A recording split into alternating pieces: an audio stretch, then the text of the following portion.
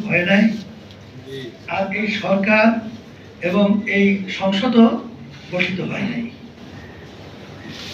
তা সেই আজকে বাংলাদেশের জনগণের সাথে আসলে সে ভারত বা অন্য কোনো এজেন্ট হিসাবে কাজ করছে কিনা তার কার্যক্রমের মাধ্যমে মূলত আজকে আমরা দেশপ্রেমিক হিসাবে তাকে আমরা সার্টিফিকেট দিতে পারছি না।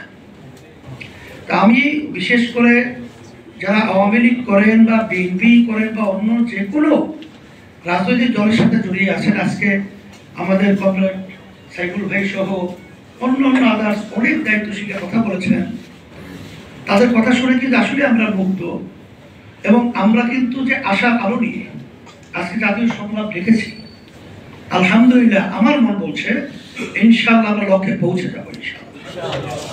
সেই হিসাবে পরবর্তীতে আমরা জাতীয় সংকট জাতীয় এর সমাধানের জন্য আমরা বিভিন্ন রাজনৈতিক দল এবং উল্লেখযোগ্য বাংলাদেশের দেশপ্রেমিকদের সাথে, বিশেষ করে সাংবাদিক যারা নাকি দেশপ্রেমী রয়েছেন, এখানে আমার এক ভাই বলে গেছেন যে আওয়ামী লীগ করে অনেকে দেশ স্বাধীন করছে এই একটা আন্তরিকতার কারণে, কিন্তু সিংহভাগ আওয়ামী লীগও কিন্তু এই চুক্তিকে আন্তরিকভাবে মেনে নেয় নাই, এটাই বাস্তবতা।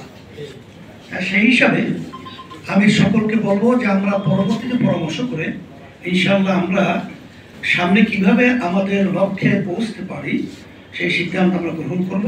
ইতিমধ্যে ইসলামী আন্দোলন বাংলাদেশ আমরা কিছুদিন আগে প্রতিবাদে আমরা ঢাকাতে সমাবেশ এবং বিক্ষোভ করেছি, এবং সারা দেশে 5ই জুলাই আমরা সারা দেশে এর প্রতিবাদ এবং বিক্ষোভ আমরা কর্মসূচি ঘোষণা করেছি। এবং আলহামদুলিল্লাহ আমার মন বলছে যদি আমরা ব্যক্তি স্বার্থ দলের স্বার্থকে এইটাকে আমরা যদি অগ্রাধিকার না দিয়ে দেশ এবং ইসলাম মানবতার স্বার্থকে অগ্রাধিকার দিই, আমার মন বলছে লক্ষ্যে পৌঁছতে খুব বেশি সময় লাগবে না ইনশাআল্লাহ। সবাইকে ধন্যবাদ জানিয়ে আজকে আমরা এত কষ্ট করে আজকে আমাদেরকে সময় দিয়েছেন, আর এটা শুধু আমরা আমাদের দায়িত্ব তা না, সকলের দায়িত্ব। সেই হিসেবে কষ্টকে আমি কষ্ট করবো না, বলবো এরা আমরা দেশের প্রেমে এবং ইসলাম এবং মানবতার পক্ষে একটা বাস্তবতা হিসেবেই আজকে নজির এখানে তৈরি হয়েছে। আল্লাহুম্মা আমিন।